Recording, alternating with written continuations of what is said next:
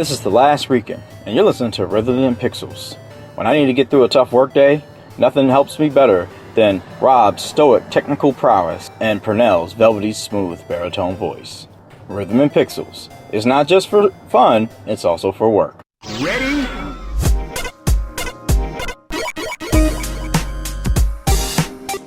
Hello and welcome to Rhythm and Pixels, a video game music podcast. Episode World 23, episode number 6, 23-6. And we're your hosts. My name is Rob Nichols. And I'm Purnell. Oh, it's actually Purnell this week. I love it. And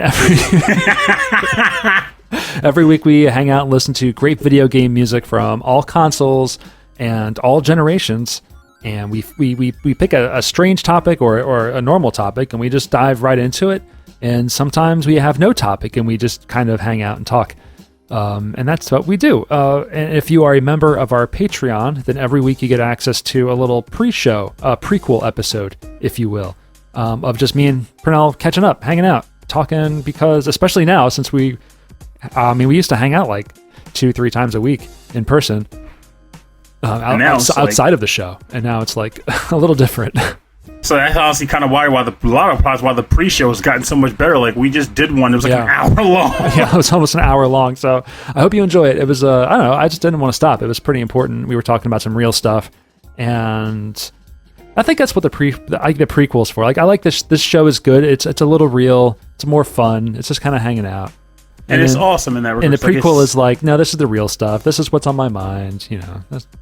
It's kind of cool, too, because I feel like this is going to sound goofy, but I like to think that we aren't necessarily just like these podcast personalities. We're people who like games. Yeah, we're people, so let up. Like leave us alone on Twitter, okay? We're people, just like you.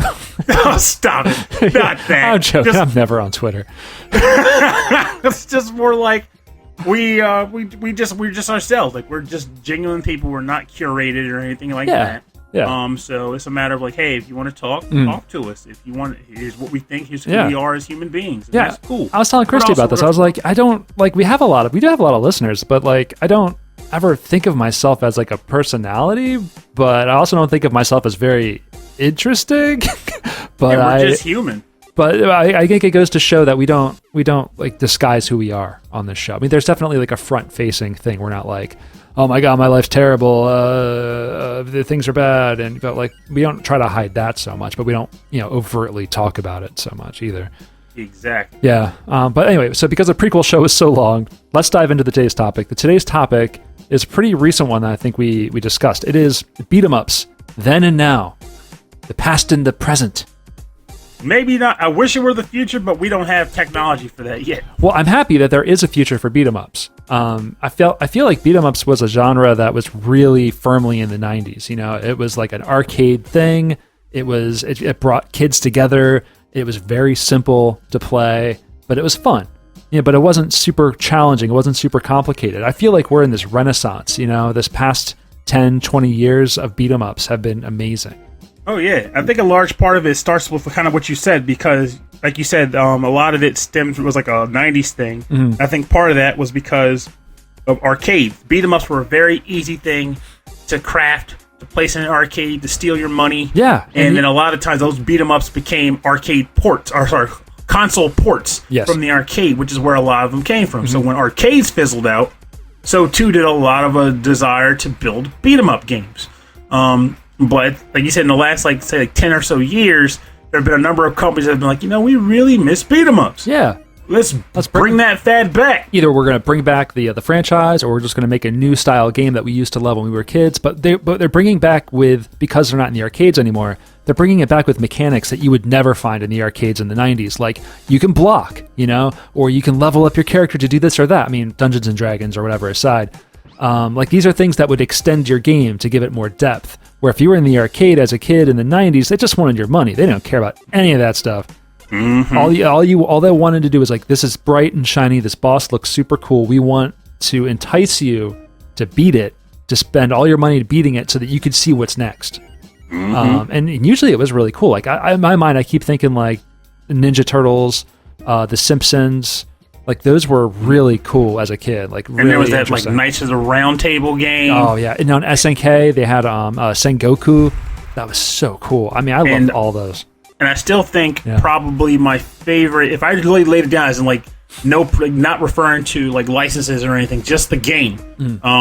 I feel like the D&D Realms of the Mystara games, that was probably the best of the bunch, because that was really when you could actually beat dudes up, you could level up, you could go to the store and buy stuff like healing. It wasn't like outright like new skills, but you could buy like healing items and potions, and it was just this cool concept to see in an arcade where it's like, wait a minute, I can progress and actually use money to do things while playing the game. Love it. Yeah, it just added more, something more that you would never have had during those times, because the whole industry has changed now, and I feel like it's given us more opportunity, developers more opportunity to be creative. And although I would say on the mobile and handheld like marketplace, it's still probably trying to get quarters in the way of microtransactions. Oh yeah. But you don't see a lot of beat 'em ups there, so we're not going to talk about that. But we're going to talk about past and the present. I chose a ton of music for today's episode because I chose a past and a present for different franchises. And you went kind of like a linear. Right. Yes, and I chose exactly 4 tracks. So in the event that like we double step on the same game or something, Rob's gonna be like, "Got it, double dip." Tons of music. So I'm gonna start kind of close to the present here. This is for the Nintendo 3DS. This is River City Rival Showdown, and this is the theme of Double Dragons. So River City Rival Showdowns was kind of like a Kunio-kun remake on the 3DS. And Purnell he's looking for the game. He's picking it up off the shelf. He's coming back. I'm going to check for it. Keep talking. I think I have it. No, this is great. This is good podcasting. All right, he's looking around. He's on the top shelf. He's pulled out a cartridge. He's pulled out. Okay. Oh no. Things are falling down. Oh no. He's covered in amiibos. I don't think he's getting back up. Anyway, this is Double Dragons. This is actually the theme from the original Double Dragon on the NES, which is on River City Rival Showdown for the Nintendo 3DS.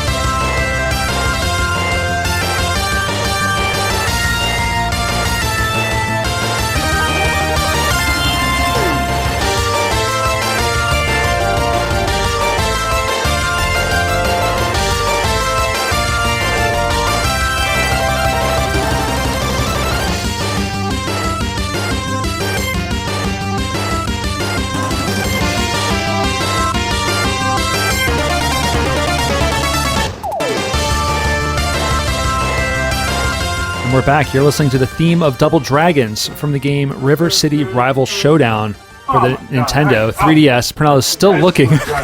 He came back for a minute, but anyway. Okay, are you back? There we go. Did you find That was it? driving me crazy. I swear. Did you find it's it? like I know I own that game. Okay, so anyway, this is River City Rivals. River City Rival Showdown for the Nintendo 3DS. This is the theme of Double Dragon that's originally composed by Kazunaka Yamane, but the arranger is unknown. I don't know the composer or the arrangers on the soundtrack. But I love the original Double Dragon theme song. It's so hardcore 80s like action movie, and it's wonderful. It's always interesting to me because they've used that theme across the Kunio-kun franchise too. Like I remember the first River City Ransom game even had that's something they used for the Dragon Twins when you fought them in the high school. They played the Double Dragons theme and people were like, "Oh my god, I know that!" But like I guess they were the same developer back then. Yes. It just didn't come across because in America they were published by 2 different companies. Right. The companies, a lot of developers were only able to publish so many titles in North America. I guess it was just part of licensing, or I don't know. I'm not as educated on that part of the business or that industry. But because of that, Konami could only release so many titles, and so they had that company called Ultra, and Ultra published games in America by the same developers. And so Technos, I believe, is the ones who did Kunio-kun? Technos Japan. Technos Japan. And so they released a whole bunch of stuff together into America, but they, instead of calling it like Kunio-kun Volleyball or Dodgeball, we just called it Super Spike Dodgeball or whatever. Extreme Dodgeball, because, Americans want things cool and extreme. And then Double Dragon in America was published by Trade West. That's right, Trade West, yeah. But man, the drum beat on this thing, it's so much like, I feel like it's got more pep, it's like a faster tempo. It's Allegro, Pernell. Allegro. Allegro. Yeah, but I think it's interesting that over the years, the original Double Dragon came out in like 87 or so. Oh god, have you played the original arcade Double Dragon recently? I didn't like that one, to be honest with you. So slow. It's so slow. The NES version got it right. I feel like the arcade version just wasn't cutting 100%. But like that theme premiered in that game, and it held up. Like whenever it's using a cameo appearance, heck, what was the game I recently reviewed? Code Shifters on the Xbox One and PS4 was done by a company whose name I'm not remembering, but it's Arc System Works. Arc System Works, and they did a lot of cameo characters, like River City characters, drag characters. And when you play as Jimmy Lee, this theme plays while he's on the screen. It's like, the Double Dragon thing. It feels good. This music feels good. You can't deny it. This music feels good. It made me use them in my collective team of members because I wanted to break that theme out when I was bashing, the heads of viruses. Oh man, it's so good. I love this, but again, we got a lot of music to listen to. We can't just stick around in the River City world. So we'll say, first of all, like River City, it was an earlier NES game, and it was a beat 'em up for sure, but it incorporated so many other elements, like RPG elements, exploration elements. So it really kind of bucked that trend of what a beat 'em up game could be. And it was a lot of fun. I think that's why a lot of people remember it so fondly, because as a kid, it was so different from anything else that we played, and it's so Japanese.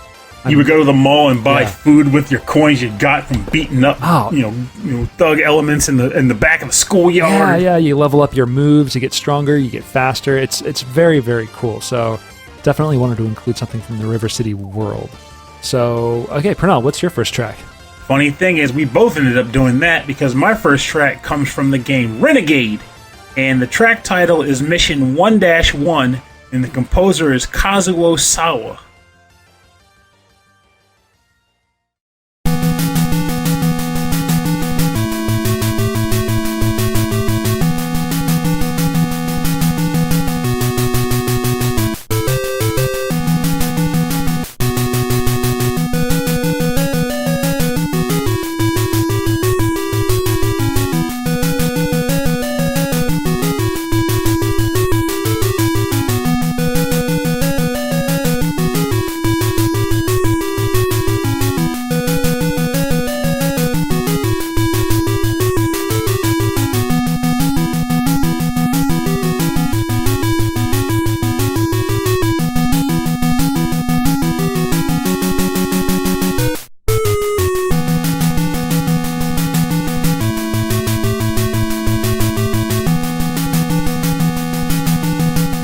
Welcome back. You were listening to Mission 1-1 from the game Renegade on the NES, composed by Kazuo Sawa. So this game released in America in 1987. In Japan prior to that, under a different name, however. This game was originally, believe it or not, the very first Kunio-kun game to ever be released. But in America, they didn't think it quite would mesh up, so they decided to call it Renegade and give us that whole, gang beatdown motif that we became fond of due to films like The Warriors and like a number of other 80s films who were clearly eluding me, but The Warriors is like the most famous one. The Warriors one. Streets of Fire, I think, is like one of the biggest, like over the top, like 80s, like street gang show, like movie that I think people definitely reference as being one of the big influences of these weird Japanese, like fighting street gang type games. And here's the beauty of this game, though. This is actually, I didn't even realize this until I started digging. Because I was trying to remember personally, what was the first beat 'em up game I've ever played? And a lot of people will say Double Dragon or River City Ransom or Final Fight. This was my first beat 'em up game. It turns out that while we have had games like Kung Fu on the NES or whatever, this is literally the very first beat 'em up game to employ the elements that we have come to acknowledge as being part of the beat 'em up genre. So this is the very first one where you could go up and down, left and right. Kind of like a depth to the play field. Yeah. Yep. This is the very first one where you could actually grab guys and knee them and throw them. Oh, that's cool. Like that's a really interesting thing that that I don't think a lot of the earlier beat 'em up games would do at all. Getting close to like grab and throw, which is something from like the Double Dragon series, Double Dragon 2 especially, which is like really fun to do. It feels really good. That knee him in the groin and put them over your shoulder. Yeah. Yep. This is the first game to employ that. Now, like karate or kung fu or whatever. Like I don't like when we think about like what defines a beat 'em up game. For me, it has to be that kind of 3-dimensional, like 2D but in a 3D field. You know, that kind of depth of the field, and it also has to be where you don't just hit a button and knock a guy out in one shot. There has to be some kind of combo. You know. Even if it's just mashing the same punch button, there has to be some kind of life bar to all the enemies that you're fighting. Like that's what works for me. And I missed that because this game, I actually did play it again for nostalgia's sake. And this one, it was too early to have life bars, though your main character had a life bar, and it would refill it every time you go to a new scene. So there was no healing items, it was just you beat a scene, your health comes back. But the one thing I definitely wasn't fond of in this game, which I'm glad was fixed in like subsequent evolutions of the genre, is that you couldn't determine what direction you were facing. So NES controllers had 2 buttons, A and B, and one button was the punch button, the other button was the kick button. You kick behind, punch forward, and it was dependent on the direction you were facing. However, you had no control over that. Instead, the game would determine what direction to make you face based on the predominant number of enemies on that side of your character. That's wild. I mean, that's like them still trying to figure out how games are going to feel good when you play them. Like the original, like Street Fighter 1, where you press left, you go left, you press right, you go right. But then that's only if your player is on the left. If your player is on the right side of the screen, your enemy's on the left goes right and right goes left. It's like pulling, it's crazy. Like to me, that's wild. Like that is so unintuitive that the game is suddenly trying to like fight your brain, you know? It definitely makes you think about it in a way that they were like, what were they thinking when they were trying to design it? Because back then they were looking at it as like, this makes total sense. Let's go with this. Yeah, right. And it was even more frustrating because the kick had more reach than the punch. So there were dudes with like melee weapons. You're like, man, I need to kick that guy because I can't reach him with my fist. But then your guy would just turn around because more guys on the other side. You're like, no, punch him, kick him, and you take a stick to the face. Yeah, it was a trip, but the music is still great. It's still great. It's very it's jaunty. It's very happy. It's very rockabilly, which I think it fits that aesthetic. But at the same time, it's so happy for being in such a violent in quotes game. Well, I mean, you gotta remember the original version of it. This was high school kids brawling it out for high school problems. We were just talking about the cyborg teachers in Class of '99, the classic action movie from the '80s. Cody Lambert, Sasha. God, what's his last name? I can't remember. Sasha. I was gonna say Sasha Baron Cohen. That's not right. That's not it. Okay. Sasha Mitchell. Mitchell. That's what it is. And we'll never speak of him again. So let's we're gonna shoot forward into the world of the 16-bit generation here. We were just also talking about earlier about how the Streets of Rage 3 soundtrack is divisive, you know. And I have to agree that a lot of the music is a little not inaccessible, but it's a little challenging to the ears and a little harsh. But a lot of it is super duper cool, and I really enjoy it. We're going to listen to from Streets of Rage 3. This is Happy Paradise for the Sega Genesis, composed by Yuzo Koshiro.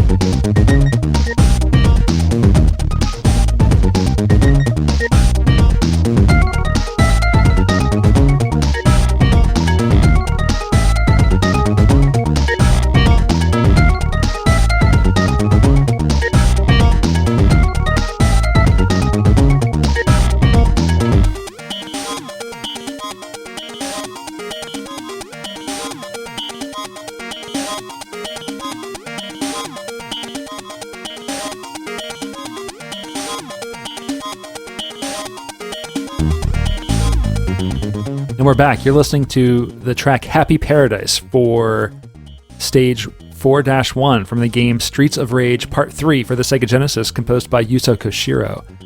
And I chose this mainly because I chose 2 tracks, one from Streets of Rage 3 and one from Streets of Rage 4, because I feel like some of the music from Streets of Rage 3 is a little out there, it's a little funky, but something that had more kind of a melody and drum beat carrying it through. And then I chose a track from Streets of Rage 4 that was like wild, like like Streets of Rage 3 style wild, that kind of like sounded similar to Streets of Rage 3. So I wanted to kind of fit those 2 things together, but also show that like, hey, this crazy stuff has some really interesting things going on if you just listen really closely. I feel like, honestly, Streets of Rage 3 did some evolution elements. This ties into like the track I'm going to pick next too, which is coincidental. But I feel like Streets of Rage 3 did some things that were semi-new to the genre at the time in a way that a lot of people weren't too fond of. One of those things, of course, was the music, because this was Yuzo Koshiro saying, you know, I've done this stuff before, this dancey stuff, which is pretty much all of it, Streets of Rage 2. I've done dancey stuff, but I want to go on a limb and, you know, try to innovate a bit, see what I can really do with this sound innovate. shit. Definitely innovate, yeah. And while I do feel like a lot of people back then, myself included, wasn't the most fond of the OST, I think it has grown on ears over the years. And while there are still a number of people who just can't stand this OST, like my buddy Anthony, he will trash this track, this OST as a whole, whenever he can. Yeah, there's a lot. There's a lot that's tough. There's a lot that's not. I would say, it's, for me, not enjoyable. And I understand what he's talking. I mean, like, it was definitely, like I said, it was an experiment. But I do think more people appreciate it now than they did back when it originally released. I do feel it's kind of a slight that Streets of Rage 4 did not include the Streets of Rage 3 OST, despite including the tracks from 1 and 2. Yeah, well, but that's just me. It's a little telling. I mean, I remember reading a lot about how Motohiro, what's his name? I wrote it down. Motohiro Kawashima and Yuzo Koshiro worked on the Streets of Rage 3 music. I mean, they still composed almost everything on the PC 98. The PC 88 computer system. But Yuzo Koshiro had developed a lot of interesting musical creation tools to generate like random melodies and random notes within certain chords. And then he would take those random melodies and then loop them and piece them together into other pieces of music. So he was doing like generative music, which is very forward thinking, but in turn it creates this kind of really interesting experimental electronic music.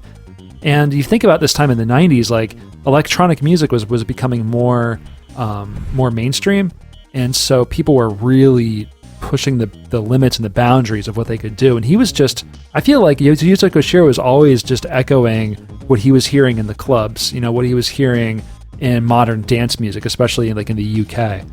And I feel like that all fits together with that theme.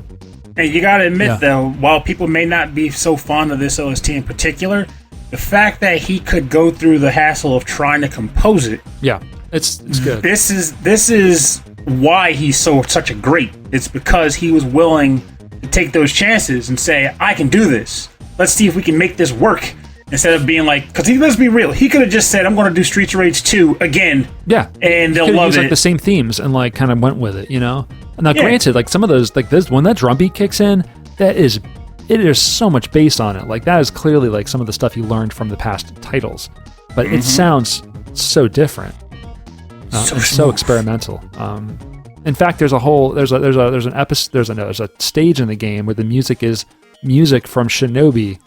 I think Shinobi 3. Reverse. Yeah, in reverse. It's just it's the track just played backwards. Like that's crazy. Like, and it's a great sound in the game. So when you're fighting that stupid cloning ninja guy, yeah, like they were like, why not? Like, why not check this out? That reminds me, I'm in the end game of Bloodstained: Ritual of the Night. I thought you finished that for some reason. I'm really close. I did sort of beat it, where like I killed the last boss, but I still got a game over because I didn't kill him the right way, which just makes me true ending really angry.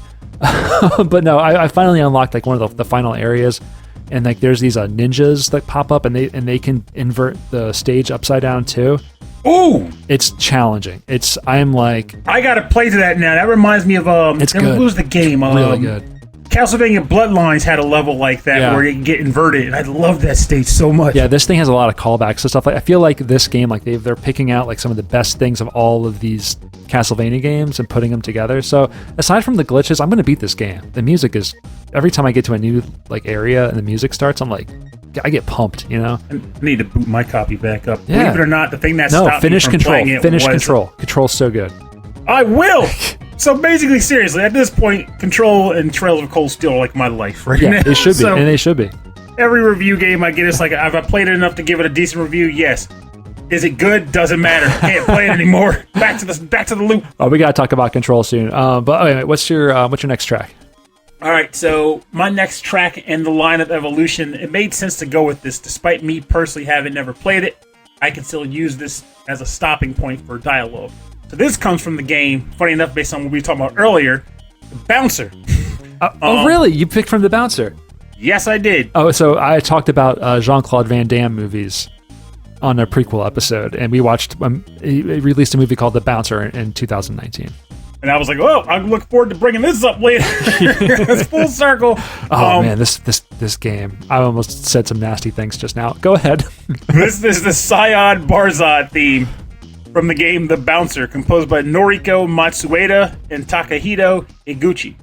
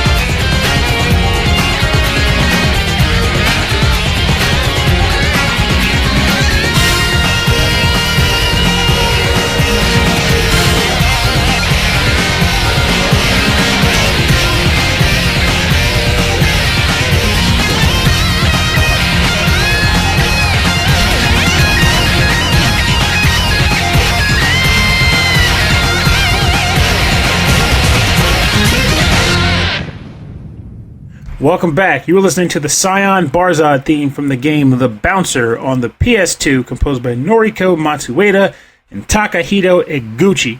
So, why the heck would Purnell pick a track from The Bouncer? Why? Well, first of all, the soundtrack's good. The soundtrack is very good OST. Good.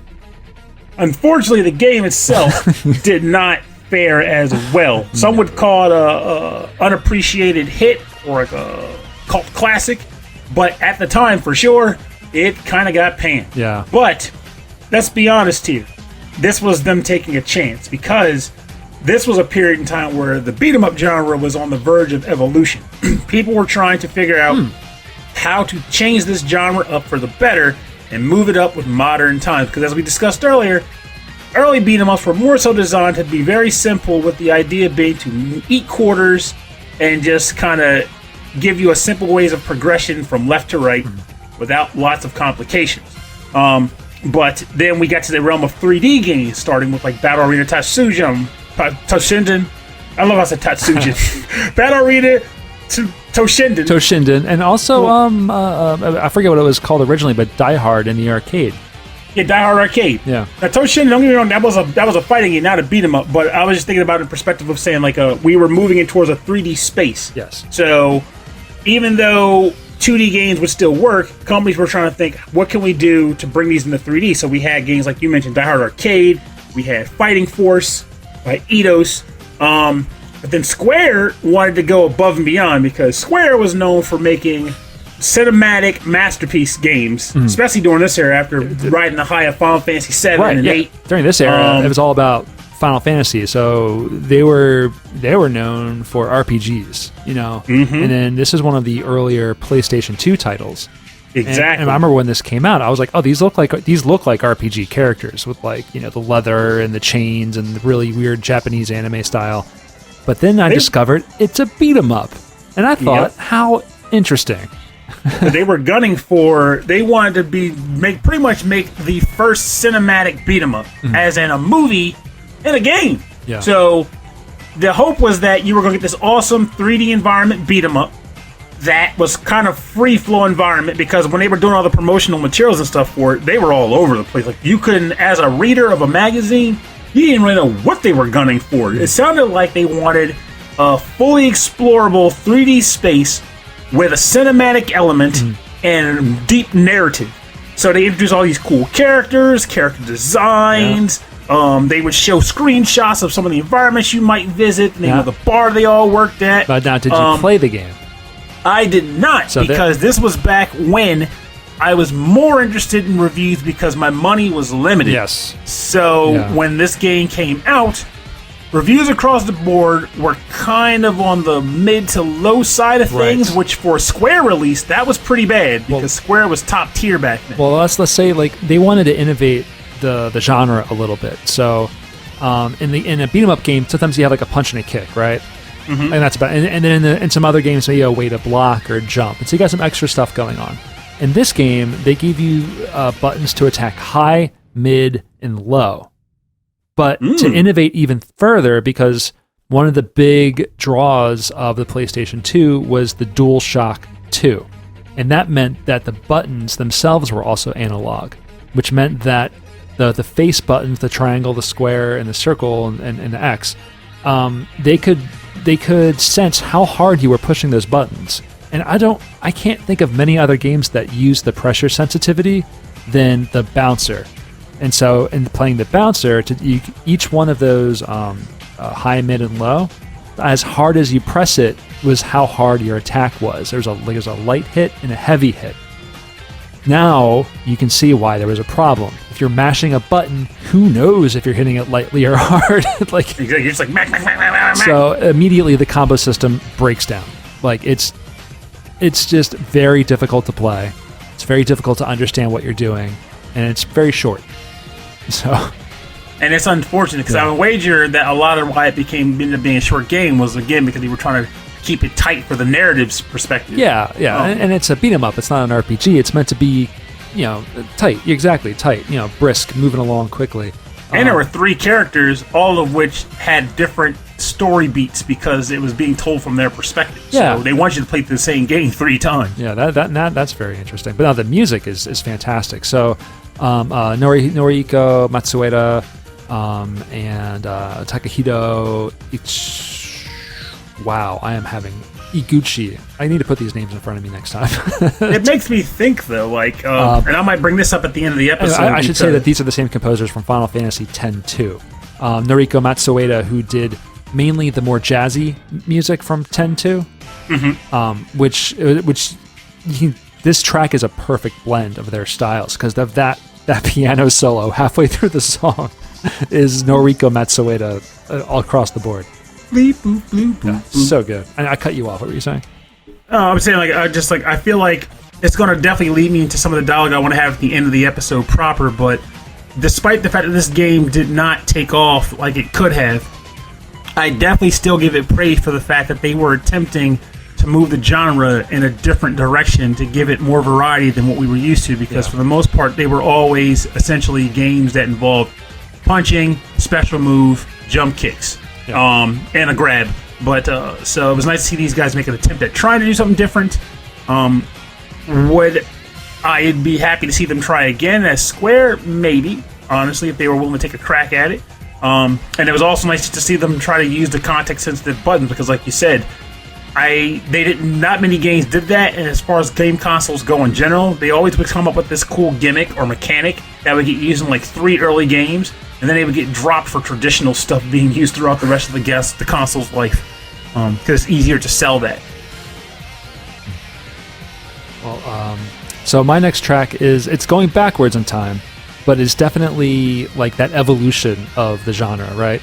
Or at least as I saw it, like from my young perspective, playing through these games. This is from Double Dragon Part 2, The Revenge, for the NES, composed by Kazunaka Yamane, and this is the track Final Battle Part 2.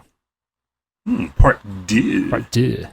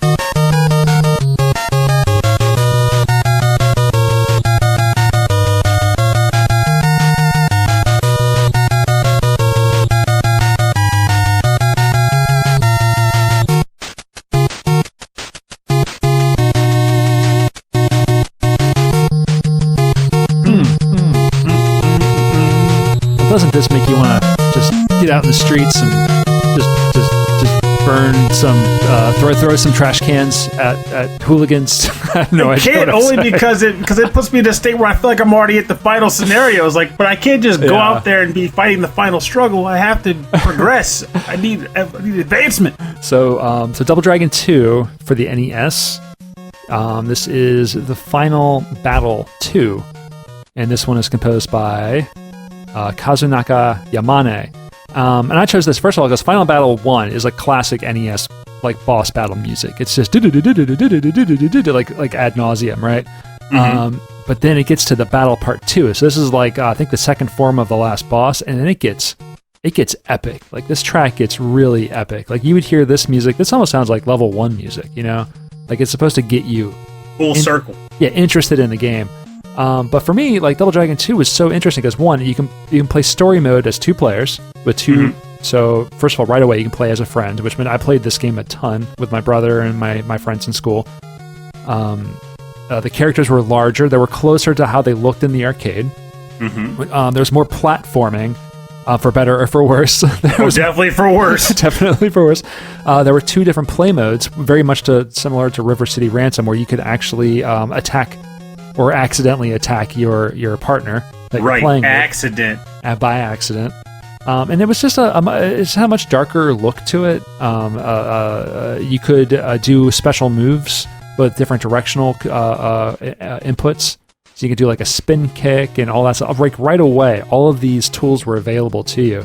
So to me, this game was like it was just the next level of what Double Dragon could be, and what a beat 'em up could be, because there was so much going on in these stages. The only downside for me was that when this came out the same day as River City Ransom did in the States. Oh, did it? Yep. And I remember because Darnell got Double Dragon 2 and I got River City Ransom. So we took them both home, and it was always a fight to determine which game was going to get played, because we liked them both, but we both had favorites. Like, I preferred River City Ransom, he preferred Double Dragon 2. And we ultimately completed them both, because why the heck not? But which game caused more fights? Oh, River City, hands down. Oh, yeah? The money you could steal from each other. You fight Benny and Clyde, accidentally hit somebody, and next thing you know, you're running from screen to screen trying to avoid getting hit by your brother, while also fighting other enemies, because he would chase after you. I don't know, man. This game had that classic NES thing of like the screen was only so big, and so like if you felt like you were crammed together, like you couldn't like extend the stage further than where your partner was. It was.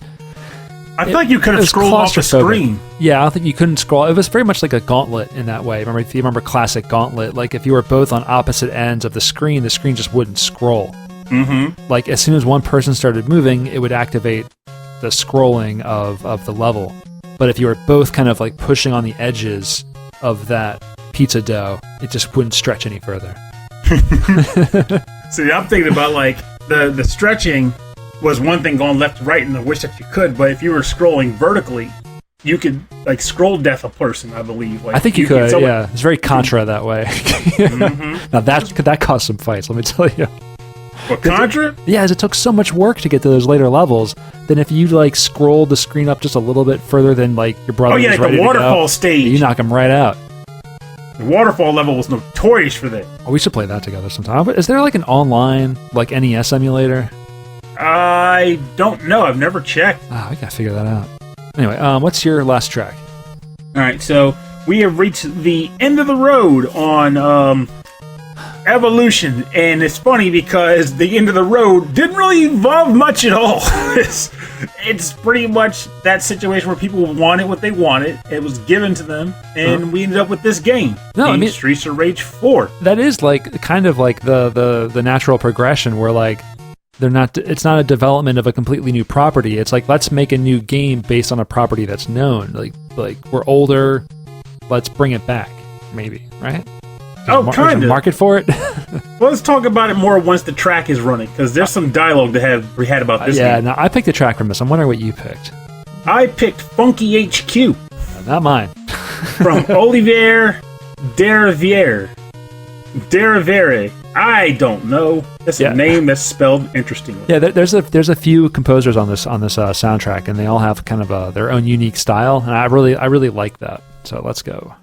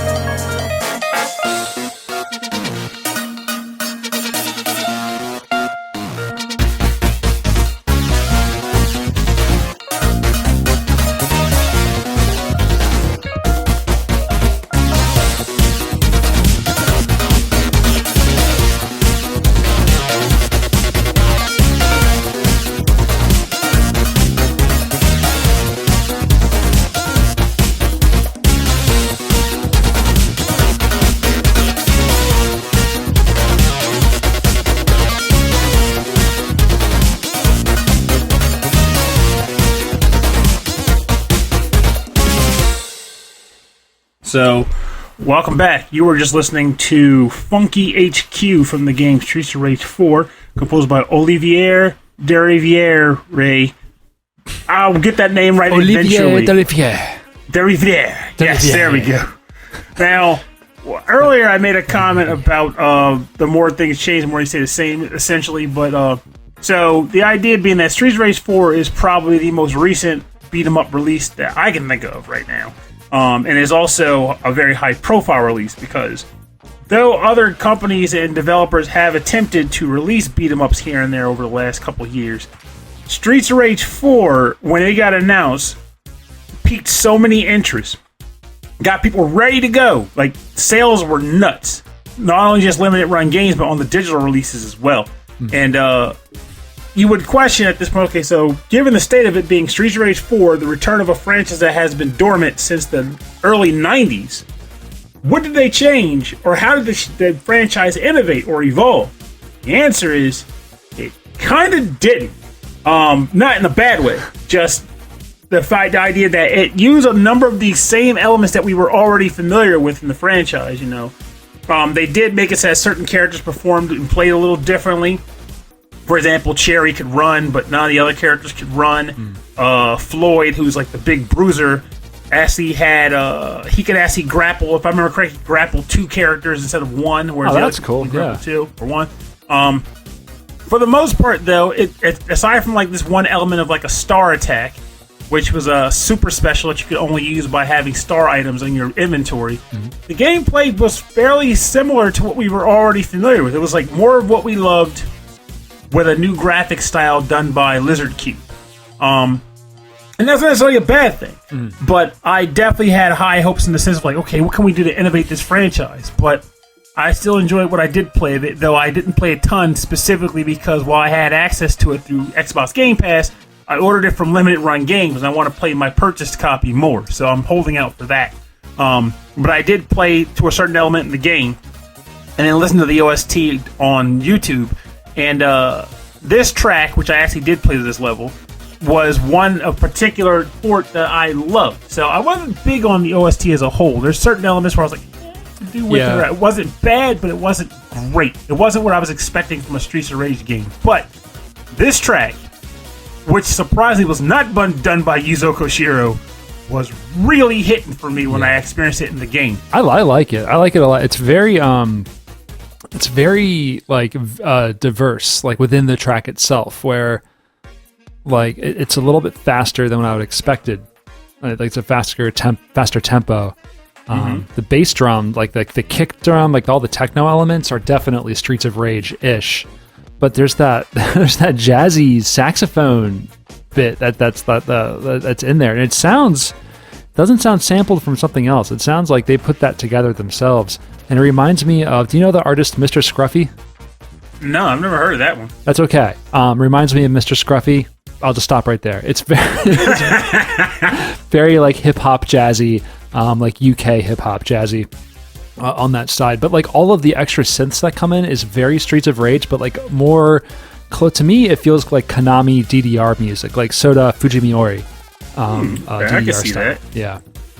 And one thing I like about this level, which was kind of cool, and I feel like this might be something that may come up also at the end of the episode when I start thinking about like future evolutions of the genre or something. But like what's I next? like the fact that with this stage, it was 3 elements of combat, or 3 parties involved in the combat. It wasn't just you against everyone. It was you, the criminals, and the police.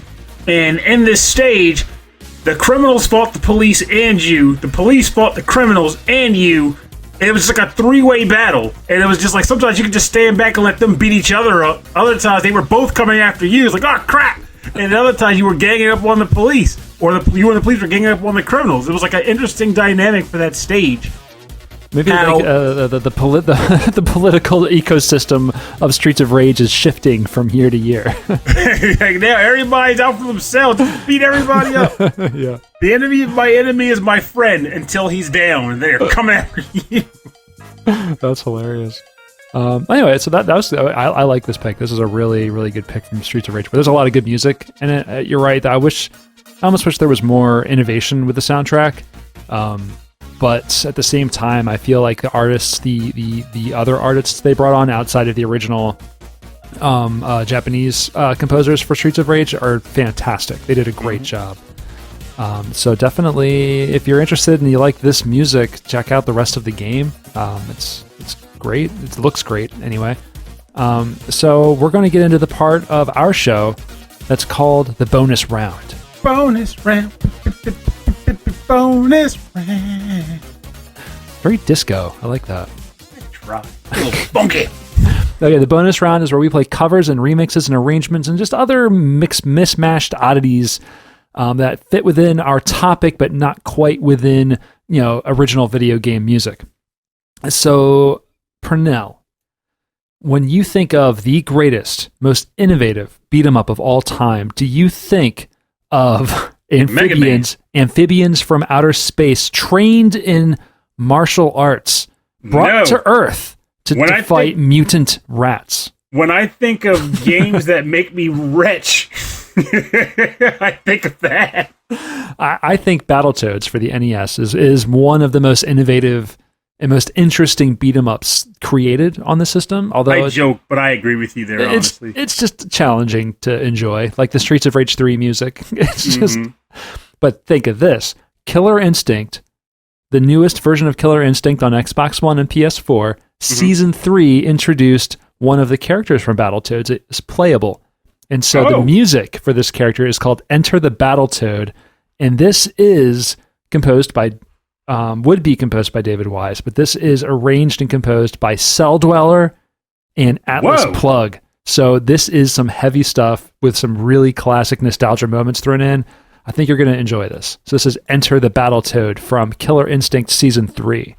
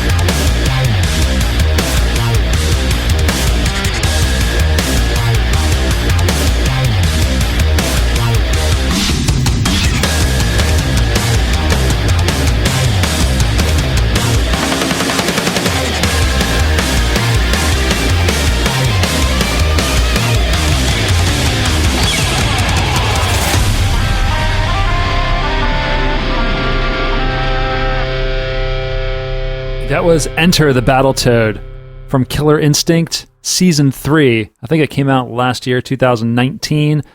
This was, it's a medley of Battletoads composed by David Wise, but arranged by Celldweller and Atlas Plug, known as Tom Salta. So, that was sick, by the way. I just want to point that out. It's so unexpected. Celldweller, a really interesting heavy metal, industrial, electronic act. Atlas Plug, I don't know much about, but anyway, this track is dedicated to Ed Wilson of the VG Embassy, because I know he's into this stuff. Oh yeah, Celldweller is legit. Like, a lot of people who may not listen to him might know of him from the game Dead Rising 2. That's where I first learned of his existence. Yeah, he did the music for a number of the boss battles. I know at least one of them. I know a lot of Celldweller from Stepmania or ITG custom charts, because he's very popular for having because he does a lot of electronic manipulation, so there's a lot of interesting rhythms usually. There's 2 official tracks of his in Pump It Up too. Oh, are there? Oh yeah, I've seen that too. Yeah. He's a great artist. I don't know if he's still composing under Celldweller. I guess he is. But I know he does other things with different aliases, and this is for this style, he uses the name Celldweller. So yeah, I'm glad you like it. Yeah, it was very, very cool, very cool. I was just expecting his vocals to kick in. It's they never happened. I mean, I wouldn't put it past them to do that within Killer Instinct, because it's a little over the top and it's supposed to be pretty wild and dark. But I guess they didn't decide to do it.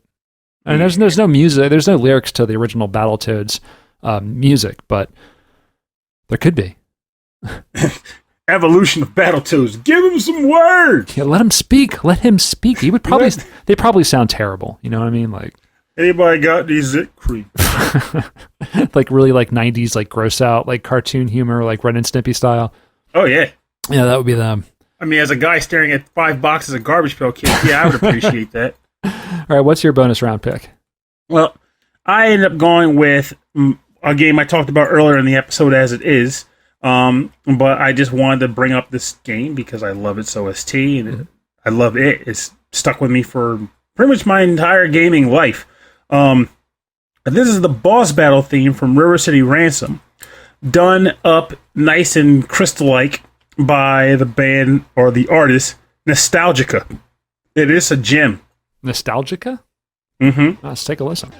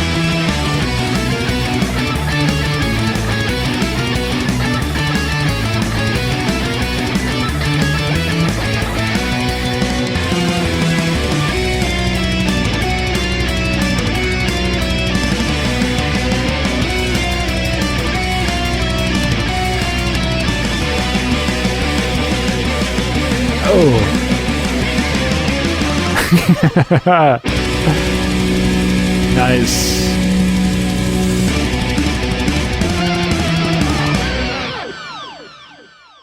Hopefully you enjoyed that variation of the boss battle theme from the game River City Ransom, done by Nestalgica.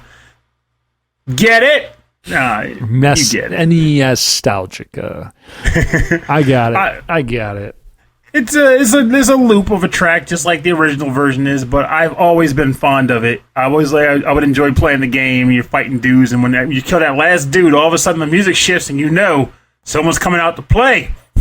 And you got to hit him with a trash can. That's what you do in River City Ransom.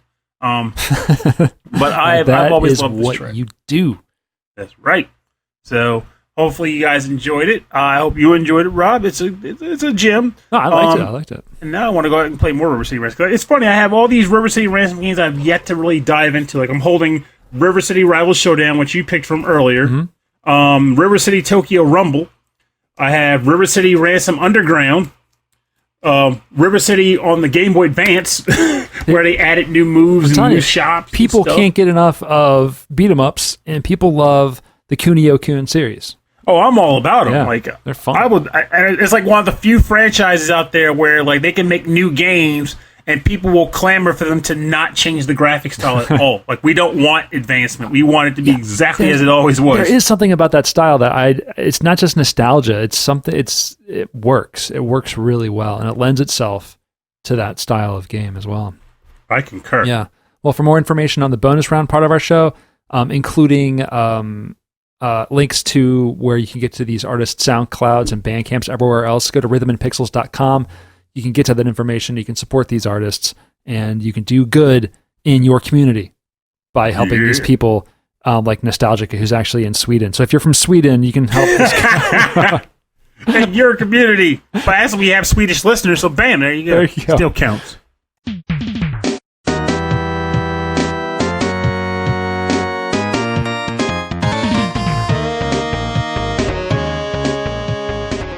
All right, thanks for joining us on episode 23-6 of Rhythm and Pixels. This is our look at beat 'em ups, then and now.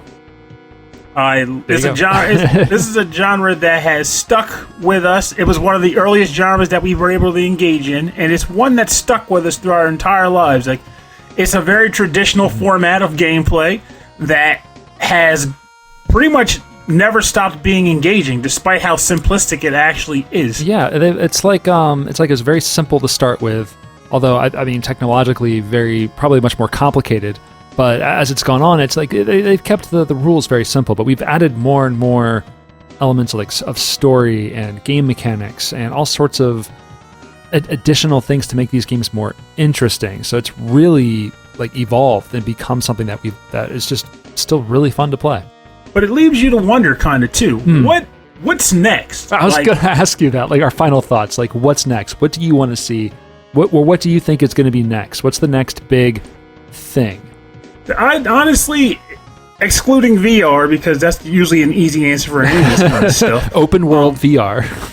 I feel like an interesting element of beat 'em ups would be going back to the bouncers concept, where it gets more of a narrative. But by that narrative, I mean the combat in a game could be a little bit more chaotic, in that you could have opposition coming at you on the screen, large waves of guys like we're used to, but depending on who you attack and how you progress in the battle could determine how it goes forward. Like, let's say there's like 4 guys amongst the crowd you're fighting, and they're all capable fighters, so not that Dynasty Warriors nonsense where like one guy is a capable fighter and the rest are just like fodder. Right. I mean, everyone's a capable fighter, but there's like 4 guys in there that matter, in the sense that if you beat one guy, another guy will turn on the unit to support you because you took out his rival for him or something like that.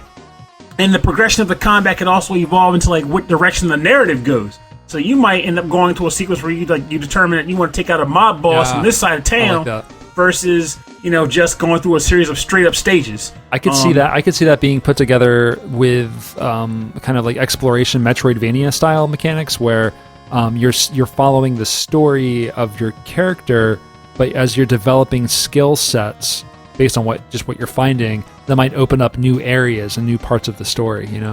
I could see it being pretty awesome, yeah. And so, I see the future being more mashups of genres, like probably a beat 'em up with more roguelike elements, with like random stages and enemies, and maybe with I would love to see a rhythm game element within a beat 'em up. Oh, that would be cool. We've come close with like Slap Happy Rhythm Busters for the super moves, even though that was a fighting game. I mean, you can still take that and borrow it for a beat 'em up. But you can get there. You can probably, maybe not so much like Rez, where like all of your attacks were always kind of quantized to the same time signature, but like something similar to that would be a lot of fun, because it would really like the music of specifically again Streets of Rage, like the music is such a big part of that, like that pulsing beat. If you could marry that and like mix it really well with the sauce of a rhythm game, and then like fix them together into like a pizza with pasta on it. I'll give you one interesting thing that I'm not sure how it would fly because it would be a hard thing to pull off. You could have it so that all our controllers are all sub-connected, like they're wireless, and you have the headphone jack on each one, usually for communicating with people online. You could have it so that everyone wears a headphone set or a headset connected to their controller. And depending on what character you choose, that determines the OST that you get while you play the game. Adaptive OST, I like that. And it adapts based on you doing combos. So let's say you start hitting a guy.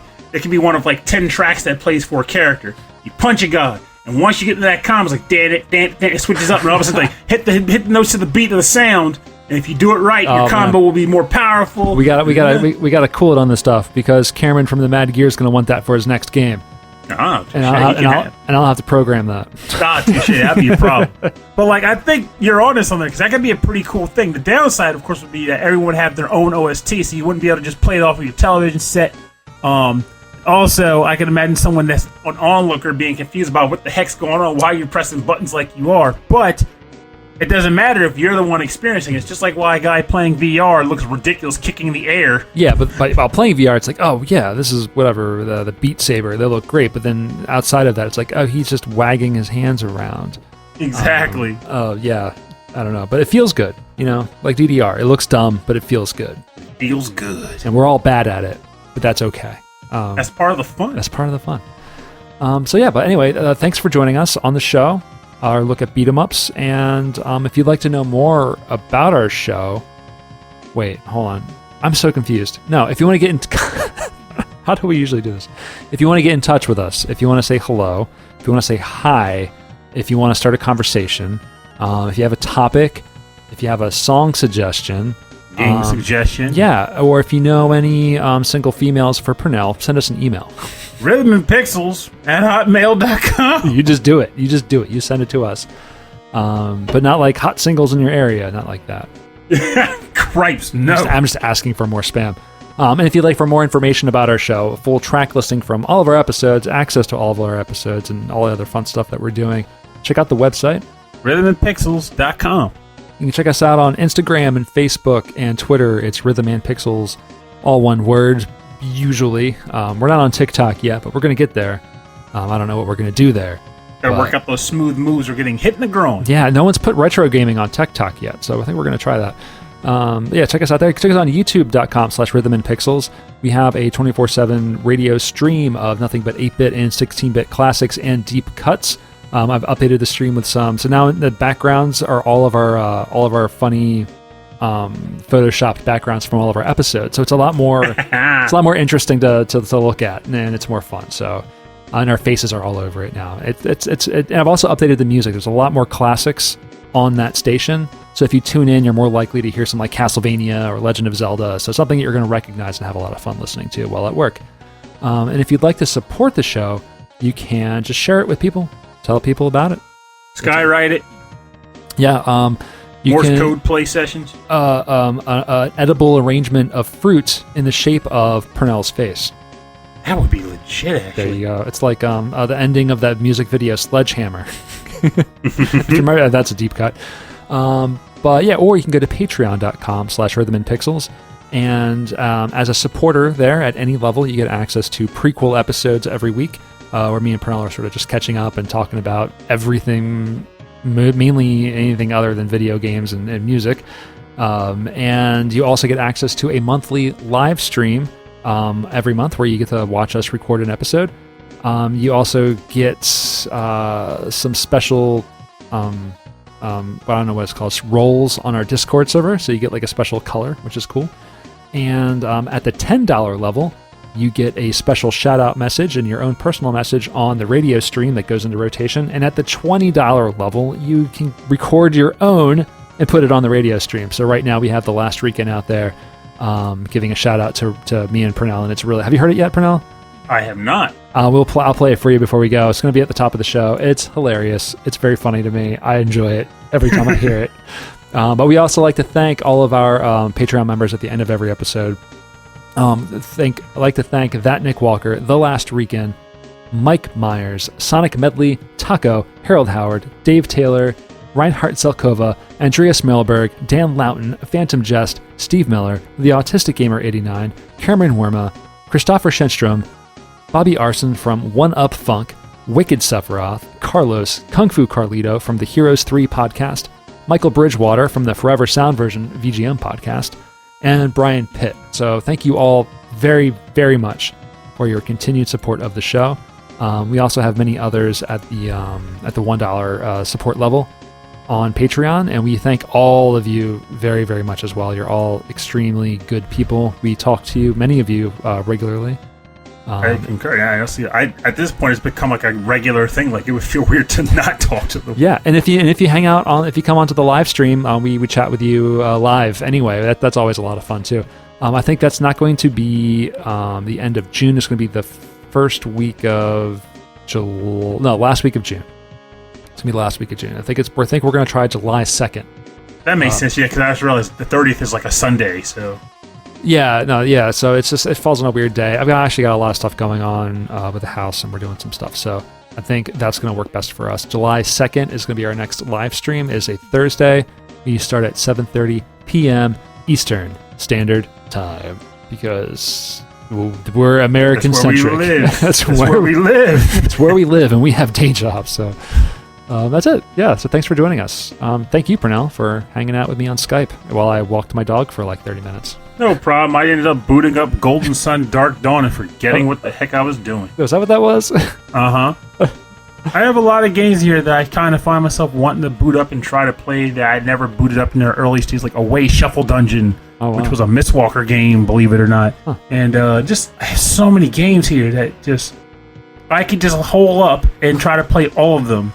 And it could take me weeks to even put like 2 hours into each one. It would be ridiculous. Oh, I'll text you after the show when to come over for dinner. Okay. Does that sound good? That's cool. And we're still recording. Thank you for listening to the show. Did you have something else you wanted to mention? I was going to say we need to come up with the the Patreon topic. We should come up with that before the episodes or before the night's over, so we can tell everybody. Yes, we'll put that out also. That's a good idea. Anyway, thanks for listening this far. We really appreciate it. Ramble Damble. Ramble Damble. My name is Rob Nichols. And I'm Pernell. Have a good week. And remember, keep learning, keep understanding. The world's an ever-changing place. Don't let your mind go stagnant in the process. It ain't worth it. And it's one thing to be able... This actually ties into the topic. Go figure. Defensiveness doesn't necessarily have to be with fists. If anything, more often than not, it should be with your mind and your words. You should be able to discuss topics verbally, concisely and clearly, without a sense of animosity or just a lack of interest in learning and growing or teaching even. You want to be able to account for all these things in dialogue exchanges. Because ultimately, at the end of the day, you want to be able to come out of a dialogue exchange either having taught or helped someone else, or having taught and been taught or learned something yourself. Never stop learning, never stop growing, and be open with your friends, family, Romans, countrymen. You know the deal. Anyways, have a good night. Have a good night.